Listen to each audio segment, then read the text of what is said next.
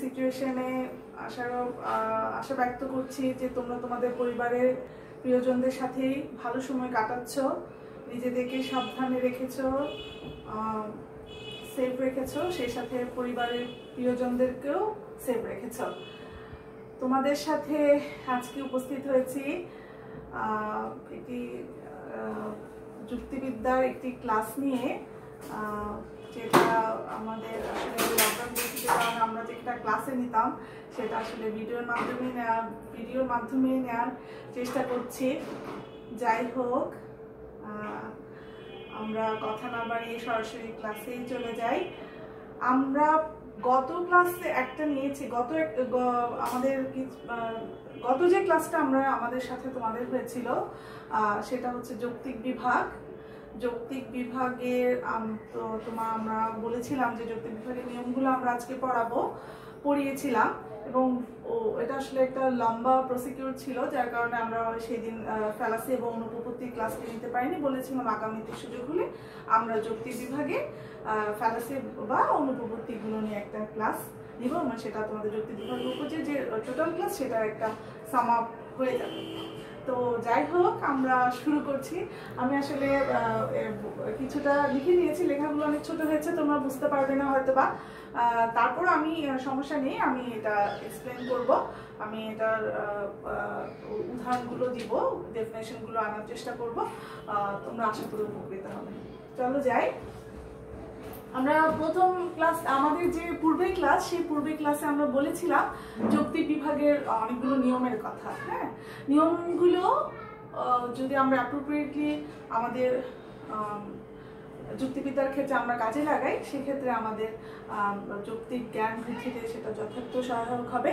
কিন্তু যৌক্তিক বিভাগের নিয়মগুলো যদি আমরা মেনটেন না করতে পারি বা আমরা লঙ্ঘন করি, সেক্ষেত্রে অনেকগুলো ফ্যালাসি হয়ে থাকে। সেক্ষেত্রে কি বললাম, অনেকগুলো ফ্যালাসি, যেটাকে আমরা অনুপপত্তি বলে থাকি, যেটাকে যুক্তি দোষও বলা হয়ে থাকে। এখন আমরা সরাসরি বোর্ডে চলে যাই। দেখো, আমরা প্রথম নিয়মটি বলেছিলাম যৌক্তিক বিভাগে যে পদটিকে আমরা বিভাগ করব, সেই বিভাগটি অবশ্যই জাতিবাচক বা শ্রেণীবাচক পদ হবে, বা তাকে জাতিবাচক বা শ্রেণীবাচক পদ হতে হবে। কোনো ব্যক্তি বা বস্তু বিশেষকে আমরা বিভাজন করতে পারবো না, এটা আমরা বলেছিলাম, এবং আমরা বলেছিলাম যে এটা আমাদের আসলে আত্মস্থ করে ফেলতে হবে। এই নিয়মটি যদি তুমি মেনটেন করতে না পারো বা তুমি লঙ্ঘন করো, সেক্ষেত্রে আমাদের দুটো ফ্যালাসি হয়ে থাকে। একটা হচ্ছে অঙ্গগত বিভাগ দোষ বা অঙ্গগত বিভাগ অনুপপত্তি, অন্যটি হচ্ছে গুণগত বিভাগ অনুপপত্তি, যেগুলোকে ইংরেজিতে ফ্যালাসি অফ ফিজিক্যাল ডিভিশন এবং ফ্যালাসি অফ মেটাফিজিক্যাল ডিভিশন বলা হয়ে থাকে। এখন দেখো, অঙ্গগত বিভাগ জনিত অনুপপত্তিটি কি? অঙ্গগত বিভাগ জনিত অনুপপত্তিটি হচ্ছে যদি কোনো জাতিবাচক বা শ্রেণীবাচক পদকে তুমি বিভাজন না করে কোনো ব্যক্তি বা বস্তু বিশেষকে বিভাজন করে থাকো, বিশেষ করে তুমি যদি কোনো ব্যক্তিকে বিভাজন করে থাকো, সেক্ষেত্রে যৌক্তিক বিভাগের প্রথম নিয়মটি লঙ্ঘিত হবে এবং সেক্ষেত্রে অঙ্গগত বিভাগজনিত অনুপপত্তি ঘটবে। অঙ্গগত বিভাগজনিত অনুপপত্তিটি একটি উদাহরণের মাধ্যমে আমরা সহজেই বোঝাতে সক্ষম হব। সেটা হচ্ছে, যদি ধরো তুমি একজন মানুষকে, সে যে কেউ হতে পারে, একজন মানুষকে তার হাত, পা, হ্যাঁ, কান ইত্যাদিতে যদি তুমি ভাগ করো, তাহলে সেক্ষেত্রে অঙ্গগত বিভাগজনিত অনুপপত্তিটি ঘটবে। কারণ সেখানে জাতিবাচক পদ আমরা নিয়েছি ঠিকই, বা জাতিবাচক একজন মানুষ হিসেবে সেখানে মানুষের একটি অংশ, কোনো এক রহিম বা করিম, যেগুলো বইতে আমরা অ্যাভেলেবেল দেখতে পাই, রহিমকে আমরা হাত বা কান ইত্যাদি অঙ্গে বিভক্ত করলাম, সেক্ষেত্রে আমাদের যৌক্তিক বিভাগটি আসলে তার সঠিক নিয়মে পৌঁছাবে না, সেখানে একটা ফ্যালাসি হয়ে যাবে। সে ফ্যালাসির নাম হচ্ছে অঙ্গগত বিভাগজনিত অনুপপত্তি। এবার আসো, আমরা গুণগত বিভাগজনিত অনুপপত্তিটি কি সেটা আশা করি বুঝতে পেরেছো। অঙ্গগত বিভাগজনিত অনুপপত্তিটি কি? যেহেতু আমরা একটি ব্যক্তিকে বিভাগ করতে পারছি না, আর সেক্ষেত্রে যদি ব্যক্তির বিভাগ চলে আসে, সেক্ষেত্রে এই বিষয়টি ঘটে। গুণগত বিভাগজনিত অনুপপত্তি হচ্ছে এক্ষেত্রে তুমি কোনো বস্তুকে যদি বিভাজন করে থাকো। গুণগত বিভাগজনিত অনুপপত্তিতে আমরা ধরে নিলাম একটি আমকে তার স্বাদ, গন্ধ, হ্যাঁ, বর্ণ, অথবা কোনো একটি আপেলকে বা একটি কমলাকে আমরা তার রূপ, বর্ণ, আকার, হ্যাঁ, স্বাদ ইত্যাদিতে যদি ভাগ করি, সেক্ষেত্রে গুণগত বিভাগজনিত অনুপপত্তিটি ঘটে থাকে। কি বলছি দেখো, আমি বস্তু বলতে আমি এখানে একটা আপেলকে ধরে নিলাম। আপেলকে আমি কিসে ভাগ করছি? আমি ভাগ করছি তার স্বাদ, গন্ধ, বর্ণ ইত্যাদিতে। যদি এই রূপটা হয়ে থাকে, হ্যাঁ, আমাদের প্রথম নিয়মটি লঙ্ঘনের কারণে যদি এই রূপটি হয়ে থাকে, নিয়মটি যদি আমরা লঙ্ঘন করে থাকি, সেক্ষেত্রে আমরা ওই যে ব্যক্তি এবং বস্তুবাচক পদ নয়, কোনো কারণে যদি ব্যক্তি এবং বস্তুবাচক পদ চলে আসে, সেক্ষেত্রে আমাদের অঙ্কগত বিভাগজনিত অনুপপত্তি অর্থাৎ ফ্যালাসি অফ ফিজিক্যাল ডিভিশন অথবা ফ্যালাসি অফ ম্যাটাফিজিক্যাল ডিভিশন ঠিক ঘটবে। এরপর আসো আমরা দ্বিতীয় নিয়মে চলে যাই। আমরা আগের ক্লাসেও বলেছি যে যৌক্তিক বিভাগে সবসময় একটি সূত্র ব্যবহার করতে হবে। একই সময়ে তুমি একটি মাত্র সূত্র ব্যবহার করতে পারবে। এখানে একটি মাত্র সূত্র বলতে কি বোঝায়? আমরা যেহেতু একটা বড় জাতি বা শ্রেণী থেকে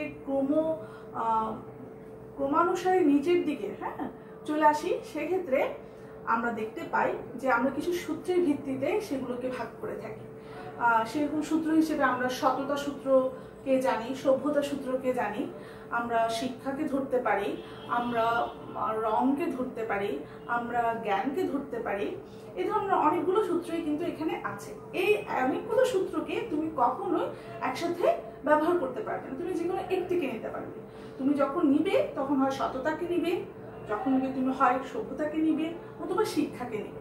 একসাথে তুমি অনেকগুলো সূত্র নিতে পারবে না, একাধিক সূত্র ব্যবহার করতে পারবে না। যদি একাধিক সূত্র তুমি ব্যবহার করে ফেলো, সেক্ষেত্রে তোমার যৌক্তিক বিভাগে একটি ফ্যালাসি ঘটবে, সেটা হচ্ছে সংকর বিভাগজনিত অনুপপত্তি, যেটাকে পরস্পরাঙ্গী বিভাগজনিত অনুপপত্তিও বলা হয়, যেটার একটি ইংরেজি নাম আছে, সেটা হচ্ছে ক্রস ডিভিশন।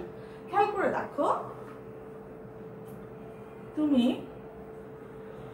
মানুষ নামক জাতিটিকে একই সাথে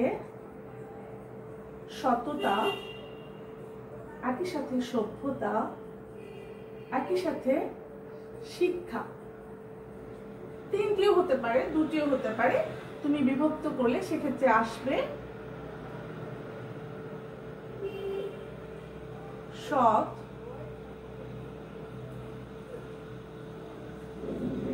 মানুষ, সভ্য মানুষ,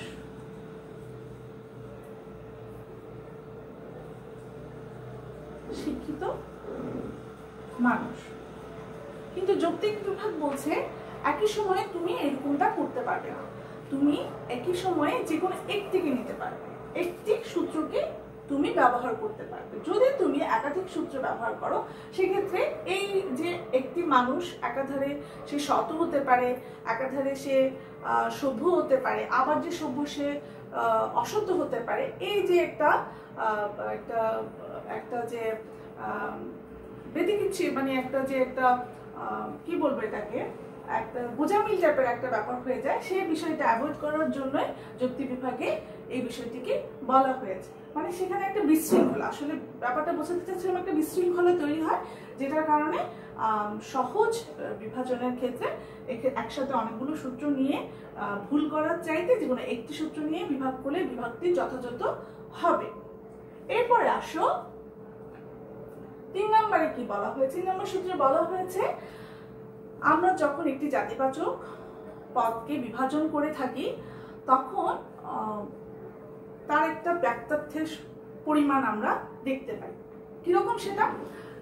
আমরা যে বিভাজ্য যে জাতিটির ব্যক্তার্থ সূত্রে বলতে চেয়েছি এভাবে, বিভাজ্য জাতিটির ব্যক্তার্থ তোমার বিভক্ত উপজাতিগুলোর ব্যক্তার্থের সমান হতে হবে। অথবা এভাবেও বলতে পারি আমরা, বিভক্ত উপজাতিগুলোর ব্যক্তার্থ বিভাজ্য জাতিটির ব্যক্তার্থের সমান হতে হবে। কিরকম সেটা? এটাকে যদি আমি একটা উদাহরণের সাথে দেখাতে চাই, যেমন ধরো এটা হচ্ছে টোটাল একটা মানুষের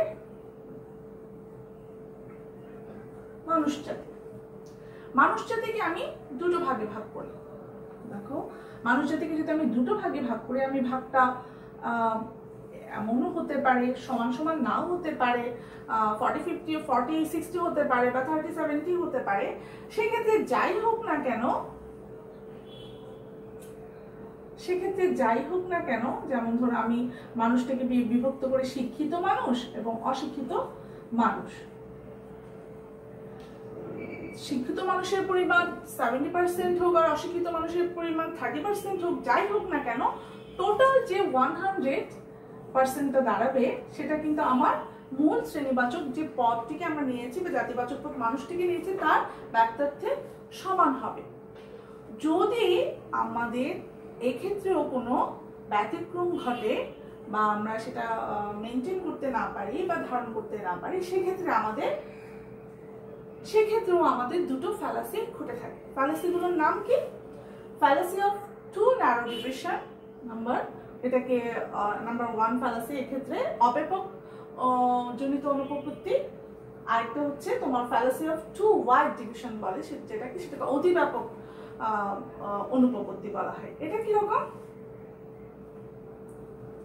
অব্যাপক অনুপপত্তি যেটা, যদি তোমার বিভক্ত উপজাতিগুলোর ব্যক্তার্থ বিভাজ্য জাতিটির ব্যক্তার্থের চাইতে, আমরা বলেছি ব্যক্তার্থের সমান হতে হবে। যদি ব্যক্তার্থের সমান না হয়ে কম হয়, সেক্ষেত্রে আমরা অব্যাপক জনিত অনুপপত্তি ঘটতে দেখি। কথাটা বোঝাতে পেরেছি? আমরা যে একটা জাতিবাচক পদটিকে বিভাগ করি, সেই বিভাগ থেকে যে বিভাজন আসে বা বিভক্ত উপজাতিগুলো আসে, তাদের ব্যক্তার্থ মূল জাতিটির বা বিভাজ্য পদটির সমান হতে হবে। এটা আমরা এখানে ব্যাখ্যায় বলতে চেয়েছি। এখন আমরা অব্যাপকটা বোঝার চেষ্টা করি। আমরা বলেছি অব্যাপকটা কখন হবে? যখন আমাদের সেটা সমান না হয়ে পরিমাণটা, উভয়ের ব্যক্তার্থের পরিমাণটা সমান না হয়ে কম হবে, তখনই আমরা অব্যাপক অনুপপত্তিতে ঘটতে দেখি। অব্যাপক অনুপপত্তিটাকে যদি আমরা একটা উদাহরণের সাথে বোঝাতে চাই, তাহলে আমরা দেখি, যেমন ধরো ত্রিভুজ। আমরা জানি যেমন ত্রিভুজকে যদি আমরা ধরনের দিক থেকে বা প্রকার এই সূত্রের ভিত্তিতে যদি বিভাজন করি, তাহলে আমরা এখানে 3 রকম ত্রিভুজ দেখতে পাই। এখন আমরা সমবাহু, বিষমবাহু, সমদ্বিবাহু, মূলত ত্রিভুজের প্রকারভেদে আমরা এই 3 রকম ত্রিভুজের কথাই পড়ে এসেছি। কিন্তু কোনো কারণে তুমি এই ত্রিভুজের ব্যাখ্যা দিতে গিয়ে বা প্রকার বলতে গিয়ে যদি 2 রকম ত্রিভুজের কথা বলো, সেক্ষেত্রে যদি কোনো একটি প্রকার ত্রিভুজ যদি বাদ পড়ে যায়, সেক্ষেত্রে কিন্তু তোমার এই যুক্তিটি বা তোমার যে বিভাজন প্রক্রিয়াটি, সেটাও যুক্তিদোষে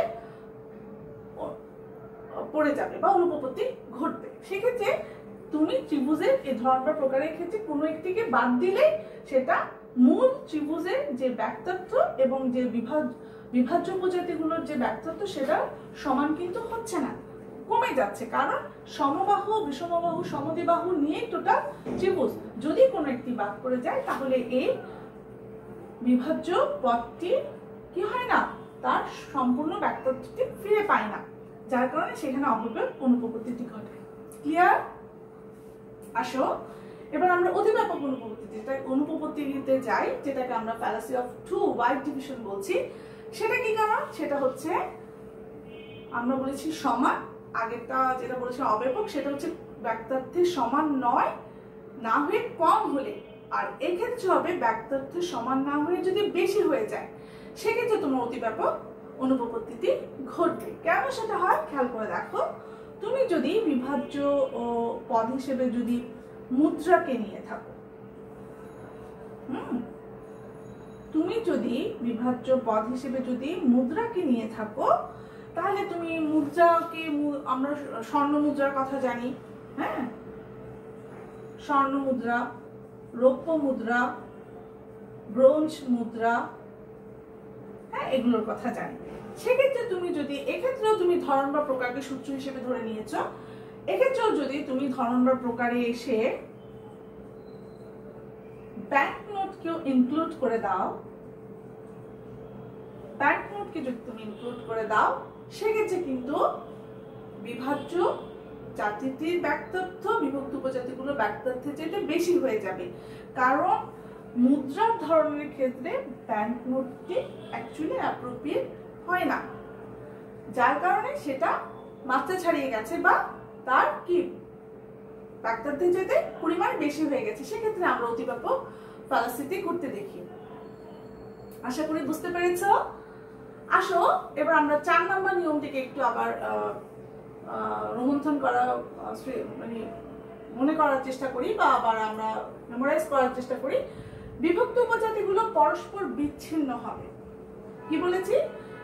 বিভক্ত উপজাতিগুলো পরস্পর বিচ্ছিন্ন হবে। কিরকম সেটা?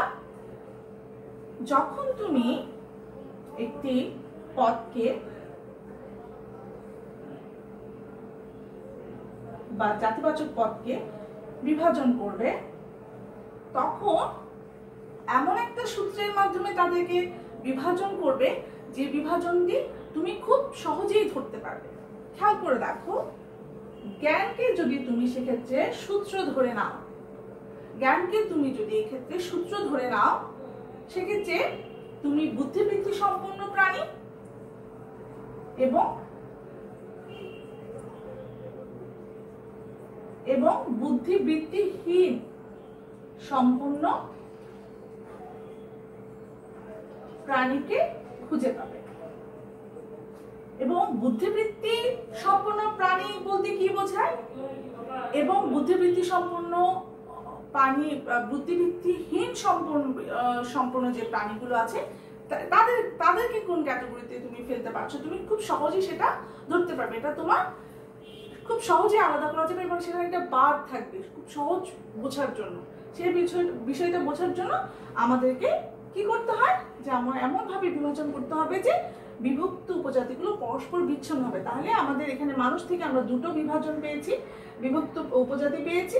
এটা হচ্ছে যে বুদ্ধিবৃত্তি সম্পন্ন প্রাণী এবং বুদ্ধিবৃত্তিহীন প্রাণী, বুদ্ধিবৃত্তি সম্পন্ন প্রাণী নয় বা বুদ্ধিবৃত্তিহীন প্রাণী। এভাবে আমরা ব্যাপারটাকে বোঝাতে পারি, যেটাকে আমি খুব সহজে কি করতে পারবো, সেপারেট করতে পারবো। যদি এক্ষেত্রে আমরা নিয়মটা লঙ্ঘন করে ফেলি বা নিয়মটা মানতে না পারি, সেক্ষেত্রে কিন্তু আমাদের আবারও ফ্যালাসি হয়ে যাওয়ার সম্ভাবনা আছে।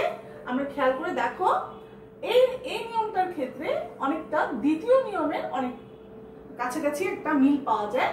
সেটা হচ্ছে একই সময় একটি মাত্র মূল সূত্র তুমি ব্যবহার করবে এবং এক্ষেত্রে বিভক্ত উপজাতিগুলো পরস্পর বিচ্ছিন্ন হবে। এই দুটোর মধ্যে একটা মিল পাওয়া যায় এবং উভয়ের ক্ষেত্রে আমরা দেখতে পেয়েছি যে ফ্যালাসি অফ ওভারল্যাপিং ডিভিশন বা পরস্পরাঙ্গী যুক্তিদোষটি ঘটতে। তাহলে পরস্পরাঙ্গী যুক্তিদোষটি ঘটার ক্ষেত্রে পরস্পরাঙ্গী যুক্তিদোষটি যদি ঘটে, কিভাবে ঘটে? যখন তোমার বিভক্ত উপজাতিগুলো একটি একটির সাথে কি করে, সাংঘর্ষিক হয় বা তোমার একটা বিশৃঙ্খলা তৈরি করে। আমরা একই সাথে অনেকগুলো সূত্র নিয়ে যদি আমরা কাজ করি, সেক্ষেত্রে আমরা আগে সেটা পরস্পরাঙ্গী অনুপপত্তি যখন বুঝিয়েছিলাম, সেক্ষেত্রে যেরকমটা করে বুঝিয়েছিলাম অনেকটা সেরকমটা ওটাই একরকম, ওটাই ওই উদাহরণটা আমরা এখানে দিতে পারবো। যেটা একই সাথে যে মানুষ সৎ সে শিক্ষিত হতে পারে, আবার যে শিক্ষিত সে সৎ হতে পারে, যে সভ্য সে শিক্ষিত হতে পারে, যে একই সাথে এভাবে করা যাবে না। সেক্ষেত্রে আমরা 1 by 1 বা সেখানে গ্যাপ রেখে এবং একটি সূত্রের ভিত্তিতে তোমার ধাপে ধাপে এই বিষয়টাকে সামনের দিকে এগিয়ে নিয়ে যাবো, একসাথে করে ফেলবো। একসাথে করলে সেখানে একটা কি এটাকে কি বলবো, একটা গন্ডগোল লেগে যায়, যেটা আমাদের বোঝার ক্ষেত্রে আমাদেরকে অনেক সময় কি করে ফেলে, আমাদেরকে ওরিট করে ফেলে যে কিভাবে এটাকে আমরা আসলে এক্সপ্লেন করবো। যার কারণে আমরা ধীরে ধীরে ধাপে ধাপে একটি সূত্রের ভিত্তিতে করবো, যাতে করে পরস্পরাঙ্গী যুক্তিদোষটি না হয়। আচ্ছা, এরপর আসো 5 নম্বর নিয়মটি কি বলতে চেয়েছে। হ্যাঁ, বিভাজ্য উপজাতিগুলো ক্ষেত্রে বিভাজ্য জাতিটির নাম বিভক্ত উপজাতিগুলো প্রত্যেকের ক্ষেত্রেই প্রযোজ্য হবে। কিরকম সেটা? যেমন ধরো আমরা একটা সহজ ভাবে যদি আমরা সবসময় দেখাচ্ছি আমরা এমন একটি উদাহরণকে নিব যেটা আমরা বোঝাতে সক্ষম। কঠিন কোনো উদাহরণ আমরা নিব না। সেক্ষেত্রে আমরা মানুষটিকে বারবার নিয়ে আসছি, যেহেতু এটি একটি জাতিবাচক পদ, শ্রেণীবাচক পদ, এরকম বড় গণ্ডি বড় পরিসরে যেটাকে আমরা বিস্তৃতি দিতে পারবো সেরকম একটা বিষয়কে আমরা সবসময় তুলে নিয়ে আসবো। যদি দেখো এই মানুষ পদটিকে আমরা যদি বিভাজন করি, সেক্ষেত্রে আমরা যে বিভাগগুলো পাই, সেক্ষেত্রে আমরা যদি আমি শিক্ষাকে যদি মূল সূত্র হিসেবে ধরে নিই, শিক্ষিত মানুষ এবং অশিক্ষিত মানুষ। খেয়াল করে দেখো এই মানুষটিকে যখন আমি ভাগ করছি তখন আমি পেলাম শিক্ষার সূত্র যদি হয় শিক্ষা, শিক্ষিত মানুষ এবং অশিক্ষিত মানুষ। আমাদের এই উদাহরণটির ভিতরে সূত্রটি নিয়মটি আছে। কিরকম বলেছে যে বিভক্ত উপজাতিগুলোর প্রত্যেকটির ক্ষেত্রে বিভাজ্য জাতিটির নাম প্রযোজ্য হবে। তাহলে দেখো আমরা মানুষটাকে, এটা হচ্ছে বিভাজ্য জাতি আর হচ্ছে বিভক্ত উপজাতি। তাহলে এই বিভক্ত উপজাতিগুলোর প্রত্যেকটির ক্ষেত্রে, প্রত্যেকটি বলতে শিক্ষিত এবং অশিক্ষিত মানুষ, শিক্ষিত মানুষ এবং অশিক্ষিত মানুষ দুটোর ক্ষেত্রে এই মানুষ শব্দটি বা মানুষ পদটি প্রযোজ্য হচ্ছে, এই কথাটাকে বলতে চেয়েছে। খেয়াল করে দেখো যদি আমরা এক্ষেত্রে এই বিষয়টিকেও মেনটেন করতে না পারি, সেক্ষেত্রে আবারও দুটো ফ্যালাসি হয়ে থাকবে। এই দুটো ফ্যালাসির নাম আমরা আগে পড়েছি, অঙ্গগত বিভাগজনিত অনুপপত্তি এবং গুণগত বিভাগজনিত অনুপপত্তি। এখানে একটা বিষয় আমরা উল্লেখ করতে পারি যে কিভাবে সেটা আবার সেম হয়ে গেল। এক্ষেত্রে আমরা এটাকে আরেকভাবে ব্যাখ্যা করতে পারি, সেটা হচ্ছে অঙ্গগত বিভাগজনিত অনুপপত্তিতে এই জন্যই হয় যেহেতু সূত্রে বলা আছে যে বিভাজ্য জাতিটির নাম প্রত্যেকটির উপর, বিভক্ত উপজাতির প্রত্যেকটির উপর প্রযোজ্য করতে হবে।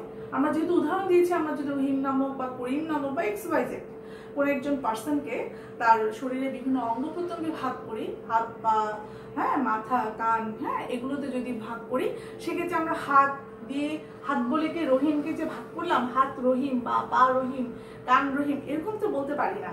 যেহেতু আমরা বলতে পারি না, সেটা আমাদের নিয়ম বহির্ভূত একটা বিষয় হয়ে যায় এবং যার কারণে আমরা সেটা ফালাসিতে ফেলে দিই। আবার একইভাবে যদি আমরা গুণগত বিভাগজনিত অনুপপত্তি থেকে চলে আসি, গুণগত বিভাগজনিত অনুপপত্তিটার মধ্যে খেয়াল করে দেখো, সেক্ষেত্রে একই বিষয় যে আমরা আপেলকে যদি স্বাদ, বর্ণ, গন্ধ ইত্যাদিতে বিভক্ত করি, সেক্ষেত্রে আমরা তো স্বাদ আপেল, গন্ধ আপেল এভাবে করে তো বিভাগ করতে ব্যাপারটাকে বোঝাতে সক্ষম হই না, বা সেটা সেভাবে আসে না, বা বেশি দূর সেটাকে আর নিয়েও যাওয়া যায় না, সেটাকে ধাপে ধাপে আবার সামনের দিকে নিয়েও যাওয়া যায় না। যার কারণে আমাদের গুণগত বিভাগজনিত অনুপপত্তিটি ঘটে। এটা কোথায় ঘটে? 5 নম্বর নিয়ম লঙ্ঘনে এই অঙ্গগত বিভাগজনিত অনুপপত্তি এবং গুণগত বিভাগজনিত অনুপপত্তিটি ঘটে থাকে। আশা করি সবাই বুঝতে পারছো।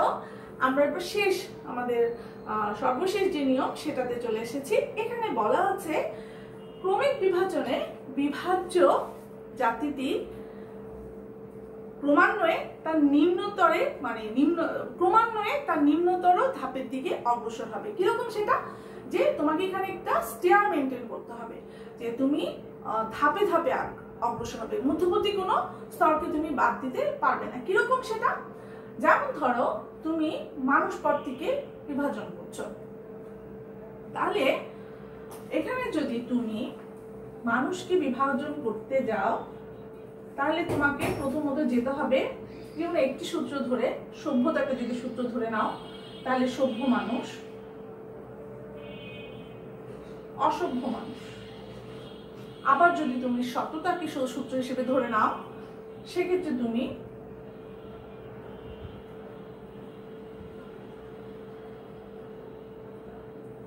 সৎ মানুষ, সৎ সভ্য মানুষ, আবার হচ্ছে অসৎ সভ্য মানুষ। এই মানুষটা কোথা থেকে এসেছিল?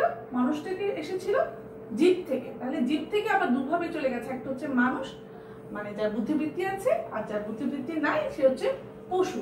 তাহলে খেয়াল করে দেখো, এখানে আমরা একটা চেইন অফ কমান্ড ফলো করার চেষ্টা করেছি।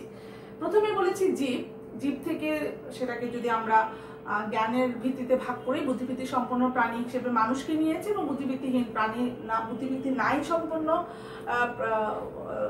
ভাগ হিসেবে আমরা জীবকে নিয়েছি, পশুকে নিয়েছি। তাহলে দেখো আমরা প্রথমে জীব থেকে মানুষ এবং পশু দুটো ভাগ হয়েছে, এবং মানুষকে আমরা আবার তোমার সভ্যতার দিক থেকে সভ্য মানুষ এবং অসভ্য মানুষ, আবার সভ্য মানুষকে আমরা সততার দিক থেকে সৎসভ্য মানুষ, অসৎসভ্য মানুষ, এরকম ভাগে আস্তে আস্তে স্টেয়ার বাই স্টেয়ার বা 1 by 1 স্টেটমেন্ট নিব। এটা যাচ্ছে। মধ্যবর্তী কোনো স্তরকে বাদ দেওয়া যাবে না বলছে। এখানে একটা ক্লু আছে যে মধ্যবর্তী কোনো স্টেয়ার বাদ দেওয়া যাবে না। এখানে আমি আসলে এখানে একটা ব্যাপার আছে, যেমন ধরো তুমি জীব থেকে মানুষ পেয়েছো, মানুষ থেকে সৎ অসৎ পেয়েছো, তাহলে তুমি এভাবে স্টেয়ার না মেনটেন করে যদি তুমি জীব থেকে সরাসরি সৎ মানুষ এবং অসৎ মানুষে চলে যাও, তাহলে তোমার নিয়মটি লঙ্ঘিত হয় এবং এক্ষেত্রেও তোমার একটি অনুপপত্তি ঘটে যায়। সেই অনুপপত্তিটির নাম হচ্ছে উল্লঙ্ঘন জনিত অনুপপত্তি। হ্যাঁ, সেটাকে আমরা fallacy of division by a leap, মানে সেটাকে ধাপটাকে বা একটি ধাপকে কি বলবো, এটা অতিক্রান্ত করে যাওয়ার কারণে যে ফ্যালাসিটি ঘটবে, সেই জন্য আমরা এটাকে উল্লঙ্ঘন বলে থাকি। আশা করি বুঝতে পেরেছ। উল্লঙ্ঘন জনিত অনুপপত্তিটা কখন হচ্ছে? উল্লঙ্ঘন জনিত অনুপপত্তি হচ্ছে যখন তুমি বাই 1 by 1 স্টেপগুলো মেনটেন করছো বা মেনটেন করছো না, তখনই কিন্তু তোমার এই ধরনের ভুলটা হওয়ার পসিবিলিটি থেকে যাচ্ছে। যাই হোক, ব্যাপারটা নিয়মগুলো আমরা প্রথম যে ক্লাসটা নিয়ে আমাদের সুযোগ হয়েছিল, আমি নিয়মগুলো পড়িয়েছিলাম। আজকে আবার নিয়মের আলোকে অনুপপত্তিগুলো পড়লাম। অনুপপত্তিগুলো একেবারেই সোজা, তোমরা একটু ভালো করে বোঝার চেষ্টা করলে এবং বইয়ের সাথে যদি তোমাদের কানেক্টিভিটি থাকে, আশা করি আমার এই লেকচার তোমাদেরকে বোঝার ক্ষেত্রে অনেক উপকার করবে। আচ্ছা, তাহলে আমরা দেখতে পেলাম আজকে এই ক্লাসটির মাধ্যমে আমরা তাহলে কি আমার শিক্ষার্থীরা কিভাবে উপকৃত হবে। এই ক্লাসটির মাধ্যমে আমার শিক্ষার্থীরা জানতে পারবে যৌক্তিক সংজ্ঞা কি, যৌক্তিক সংজ্ঞার নিয়ম লঙ্ঘন কি জিনিস, এবং লঙ্ঘনজনিত কি অনুপপত্তিগুলো ঘটে, এবং অনুপপত্তিগুলোকে ভালো করে বুঝে সেগুলোকে আমরা উদাহরণের মাধ্যমে ব্যাখ্যায় রূপান্তরিত করা, এই বিষয়গুলো জানবো, এবং অনুপপত্তিগুলোকে কিভাবে অ্যাভয়েড করে যুক্তি বিভাগে একটি সফল যুক্তি পদ্ধতি বা যুক্তি বিন্যাসের পদ্ধতি হিসেবে আমরা অ্যাপ্লাই করতে পারবো আমাদের যুক্তিবিদ্যা, সেই বিষয়গুলো জানতে আমাদের শিক্ষার্থীদের অনেক উপকার হবে এবং সহায়ক হবে বলে আমি ধারণা পোষণ করছি। তাহলে আমরা প্রথমে যুক্তি বিভাগের নিয়মগুলো আমরা একটু আবার রিভিউ করে আসি। জাতিবাচক ও শ্রেণীবাচক পদ হতে হবে যুক্তি বিভাগের আমরা যে যুক্তি বিভাগের ক্ষেত্রে যে বিভাজ্য জাতি থেকে নেব, সেটা অবশ্যই শ্রেণীবাচক পদ এবং জাতিবাচক পদ হবে, ব্যক্তি বা বস্তুবাচক পদ হতে পারবে না। একই সময় যুক্তি বিভাগের ক্ষেত্রে একটি মাত্র মূল সূত্র আমরা নিব, একাধিক মূল সূত্র আমরা নিব না। 3 নম্বর বলা হয়েছে যে বিভক্ত উপজাতিগুলোর ব্যাক্তার্থ বিভাজ্য জাতিটির ব্যাক্তার্থের সমান হতে হবে। তারপরে 4 নম্বরে কি বলা হয়েছে? বিভক্ত উপজাতিগুলো পরস্পর বিচ্ছিন্ন হবে। 5 নম্বরে কি বলা হয়েছে? 5 নম্বরে বলা হয়েছে বিভাজ্য জাতিটির নাম বিভক্ত উপজাতিগুলোর ক্ষেত্রে উপজাতিগুলোর প্রত্যেকের ক্ষেত্রে প্রযোজ্য হবে। এবং শেষে কি বলা হয়েছে? ক্রমিক বিভাজনে যা আমাদের যে বিভাজ্য জাতিটিকে তার নিকটতম উপজাতিতে বিভক্ত করতে হবে, মধ্যবর্তী কোনো ধাপ বা স্তরকে বাদ দেওয়া যাবে না। এবং এগুলো থেকে আমরা খেয়াল করে দেখো, প্রথম নিয়ম লঙ্ঘনে আমরা দুটো ফ্যালাসি পেয়েছি, অঙ্গগত বিভাগজনিত অনুপপত্তি এবং গুণগত বিভাগজনিত অনুপপত্তি। দ্বিতীয় নিয়ম লঙ্ঘনে আমরা একটু অনুপপত্তি পেয়েছি, সেটা হচ্ছে পরস্পরাঙ্গী বা সংকর বিভাগজনিত অনুপপত্তি, যেটাকে ক্রস ডিভিশনও বলা হচ্ছে। এবং 3 নম্বর নিয়ম লঙ্ঘনে আমরা দুটো ফ্যালাসি পাচ্ছি, সেটা হচ্ছে অব্যাপক বিভাগজনিত অনুপপত্তি এবং অধিব্যাপক বিভাগজনিত অনুপপত্তি। 4র্থ নাম্বার নিয়ম লঙ্ঘনে আমরা আবারও সংকর বিভাগজনিত অনুপপত্তি বা পরস্পরাঙ্গী সঙ্গ বিভাগজনিত অনুপপত্তি বা পরস্পরাঙ্গী বিভাগজনিত অনুপপত্তি পাচ্ছি। এবং 5 নম্বর নিয়ম লঙ্ঘনে আমরা আবারও অঙ্কগত বিভাগজনিত অনুপপত্তি এবং গুণগত বিভাগজনিত অনুপপত্তি পাচ্ছি। এবং 6ষ্ঠ নিয়ম লঙ্ঘনে আমরা উলম্ফনজনিত অনুপপত্তি পাচ্ছি। আশা করি আমার শিক্ষার্থীরা উপকৃত হবে। এভাবে আসলে তোমাদের সাথে কানেক্টিভিটিতে ক্লাস নেওয়া এবং এভাবে ক্লাস নেওয়ার মধ্যে আসলে একটা পার্থক্য আছে। তারপর দূরত্ব যদি ভালো কিছু দেয় সেই দূরত্ব অবশ্যই অ্যাপ্রিসিয়েট করা উচিত। ভালো থেকো সবাই, সবার জন্য দোয়া করবে, আমার জন্য দোয়া করবে। আল্লাহ হাফেজ সবাইকে।